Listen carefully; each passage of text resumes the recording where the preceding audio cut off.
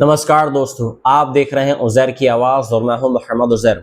अगर आप दुनिया भर की बड़ी खबरों, अंतर्राष्ट्रीय राजनीति, युद्ध, कूटनीति और वैश्विक घटनाओं से जुड़े रहना चाहते हैं तो चैनल को सब्सक्राइब ज़रूर करें। दोस्तों, आज की सबसे बड़ी खबर अमेरिका, ईरान, इजराइल और पूरे मध्य पूर्व से सामने आ रही है, जहां युद्ध के बाद शांति समझौते की दिशा में बढ़ रहे घटनाक्रम ने नई राजनीतिक हलचल पैदा कर दी है।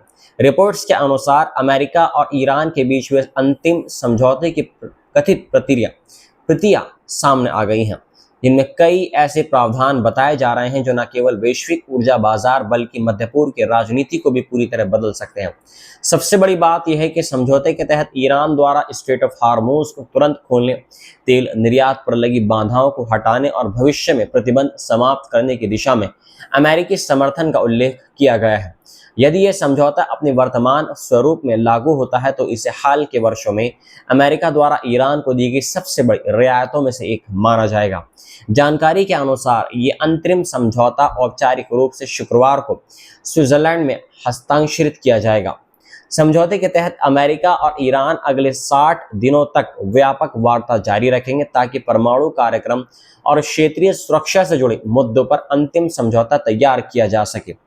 इस बीच सबसे महत्वपूर्ण कदम स्ट्रेट ऑफ हार्मोज को फिर से पूरी तरह खोलना है।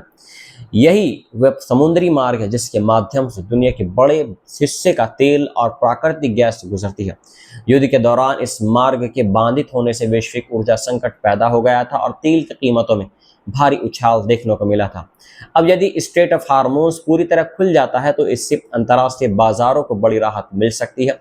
रिपोर्ट्स में कहा यह गया है कि अमेरिका ईरान के तेल निर्यात पर तत्काल छूट देने को तैयार है।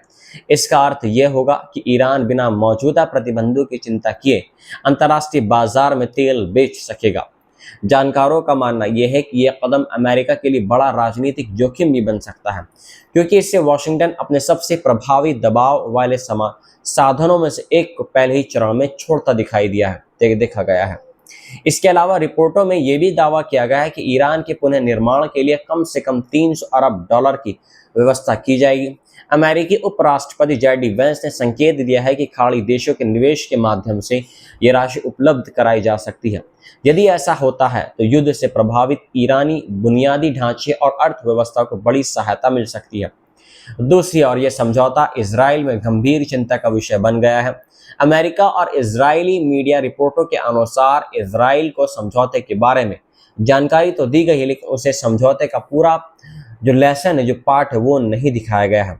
ये बात अपने आप में महत्वपूर्ण मानी जा रही है, क्योंकि अमेरिका और इजराइल लंबे समय से रणनीतिक सहयोगी रहे हैं। इजरायली अखबारों और कई नेताओं ने पहले इस समझौते को खराब समझौता करार देना शुरू कर दिया था। पूर्वी रक्षा मंत्री और वरिष्ठ नेता अविगडोर लिबरमैन ने कहा कि यह समझौता ईरान को परमाणु शक्ति बनने की दिशा में आगे बढ़ा सकता है। हालांकि उन्होंने ये भी माना कि अमेरिका जो समझौता करेगा, इजराइल को उसके साथ रहना होगा। अमेरिकी राष्ट्रपति डोनाल्ड ट्रंप ने भी इजरायली आलोचनाओं पर तीखी प्रतिक्रिया दी है। उन्होंने कहा कि यदि संयुक्त राज्य अमेरिका ना होता तो इजराइल का अस्तित्व ही नहीं हो बचता। ट्रंप का ये बयान ऐसे समय में आया है जब इजराइल के प्रधानमंत्री बेंजामिन नेतन्याहू घरेलू राजनीतिक दबाव का सामना कर रहे हैं।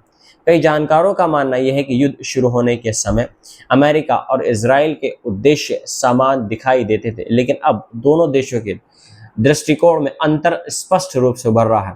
समझौते का एक और महत्वपूर्ण हिस्सा लेबनान से जुड़ा हुआ है।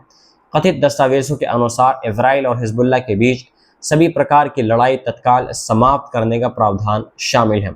ईरान का कहना है कि इसके तहत इजरायली बलों को लेबनानी क्षेत्रों से हटना होगा, जबकि लीक हुए दस्तावेजों में इस विषय का स्पष्ट उल्लेख नहीं बताया गया है। यही कारण है कि आने वाले दिनों में यह मुद्दा सबसे विवादास्पद बिंदुओं में से एक बन सकता है।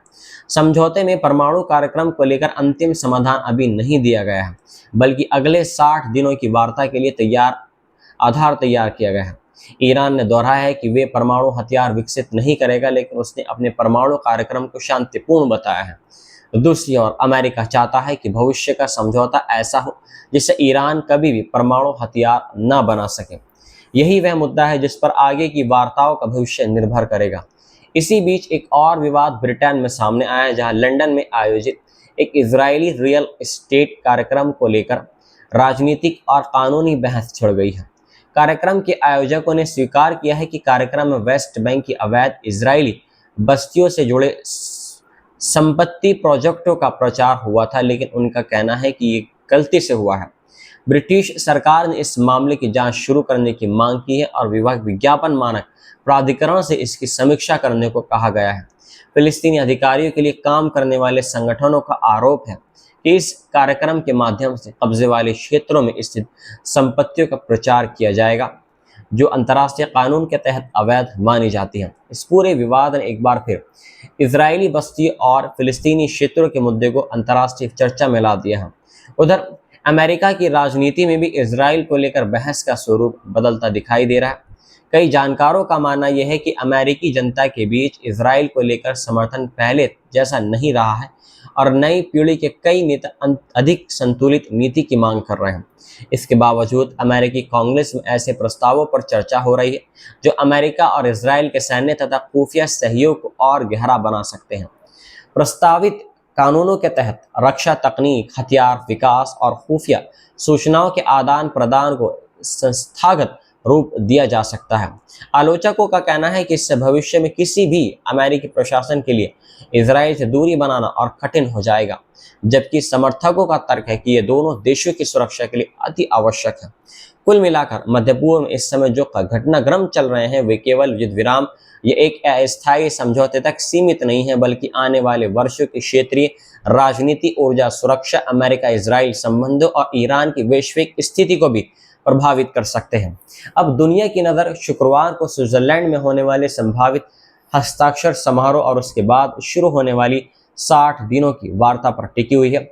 यदि ये बातचीत सफल रहती है तो मध्य पूर्व में लंबे समय बाद स्थिरता की नई उम्मीद पैदा हो सकती है, लेकिन यदि ये वार्ता विफल होती है तो क्षेत्र एक बार फिर गंभीर तनाव और अनिश्चितता की ओर लौट सकता है।